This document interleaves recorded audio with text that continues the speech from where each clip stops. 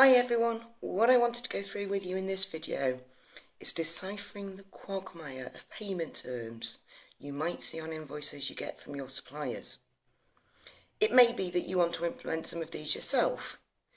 Of course, it's up to you what you choose for payment terms, but there's so many out there and so many abbreviations that you could see on an invoice that I just wanted to clarify for you what they stood for and what they mean in relation to your cash flow. So, I do have a list next to me because there are that many. I'm actually not going to cover international ones, so I'm not going to be talking about bills of credit or letters of exchange. If you want to know more about those, then feel free to comment on here and I'll more than happily respond to you and answer any questions you've got about those. So, if we start with a common one, you might see PIA. Now, PIA stands for Payment in Advance. It's also called a pro forma invoice, so it could be that you get the invoice before you get any goods or services. So in other words, you're paying up front. That's what PIA stands for. Net with a figure after it. This means the number of days after the invoice date that the invoice becomes due. Yes, it is another way of saying 7 days or 10 days or 30 days, depending on what the number is. It's one that can be misinterpreted because people don't understand what it means. If you're tempted to use net X days, personally I would just put X days after invoice date. It's clearer, it's more straightforward, it's easier for people to understand. EOM, that's end of month. So if you send an invoice out on July the 7th, then you're expecting payment by July the 31st. So that's payment by the end of month of invoice. Net monthly account. This is where payment is due at the end of the month following invoice. So if you raise an invoice on July the 7th, they're expecting payment by the 31st of August.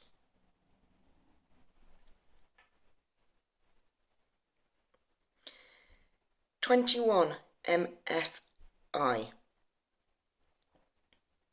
That's the date in the month following the month of invoice that they expect payment. So if you raise an invoice on the 7th of July, or you receive an invoice on the 7th of July with 21 MFI, that means they want payment by the 21st of August.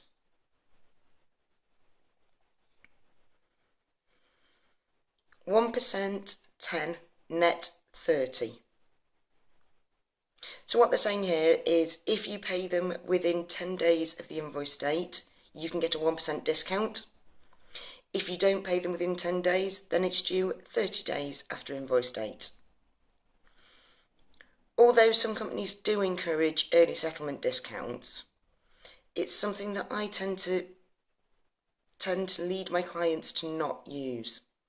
The reason for that is if you put that on, and then people turn around and pay you after the 10 days, but still take the 1% discount, you're left with lots of little bits of debt. Do you chase them? Do you write them off? Also, if you've got a good enough relationship with your customer, you shouldn't need to give them a discount to encourage them to pay on time. So, you might see it, but I think it's becoming less common. COD. That stands for cash on delivery.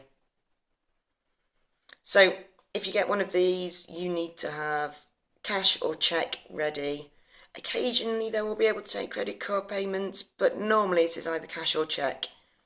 If you don't have that, then they won't leave the goods with you.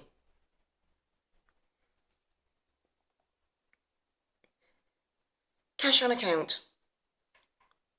This is where people don't have a good enough credit rating, So you're not giving them any credit days whatsoever. So it's kind of like a cash on delivery or an upfront payment. It's just another way of referring to the same situation, effectively. CND. Again, this is one that I've not really seen used very often, because it stands for cash on next delivery. So you get a delivery, you place another order. At the time your next order is delivered, you pay for the last order.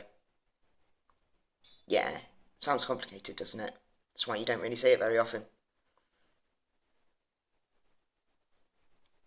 CBS is cash before shipment. So normally used in the manufacturing sector, normally used for bespoke items, things that have to be made to order. They have to be paid for before shipment. So you're not asking for the whole thing up front. You're not asking for cash on delivery. You're asking for payment before you put something in transit to your customer.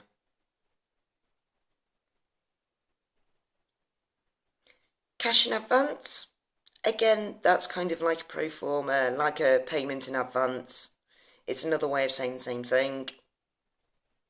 As is CWO, which stands for cash with order. You might be able to set up a Contra account. If your customer is also your supplier, then rather than you paying their full invoice and then paying your full invoice, you can settle the two off against each other and just pay or receive the difference. It's a way of not having to send so much money around, potentially a way of saving some bank charges. So if you do have a customer who's also a supplier, look at doing this with them. See if they're up for a contra payment. Finally, stage payments. This is something that I encourage all of my clients to look at and investigate using. It means agreeing a timeline, and at specific points within that timeline, receiving a set figure or percentage of total figure. This helps your cash flow because if you've got a big project, you don't have to wait till the very end to get everything. But also you're not asking for everything up front from the customer. You're saying to them, I'll do this bit of work and then you'll pay me this amount. I'll do that bit of work, then you'll pay me the next amount, etc., etc. It's a very good way to build trust. It's a very good way to keep your cash flow coming in, and it's a very good way to monitor and maintain the amount of time you're spending versus the amount of money you're getting in. It's one that I highly recommend you consider using. That, as well as what I suggest for all my clients, is a time reservation fee. Whether you're providing a service or a product, you're having to put time into that order. Why are you putting your time in for free? So I hope you found that useful. They're the most common things you might find from your suppliers. I would always recommend to my clients that you do X days from invoice date and state its invoice date. Look at stage payments if it's a big project, and always think about asking for a time reservation fee. In effect, that's another way of saying you're asking for a deposit.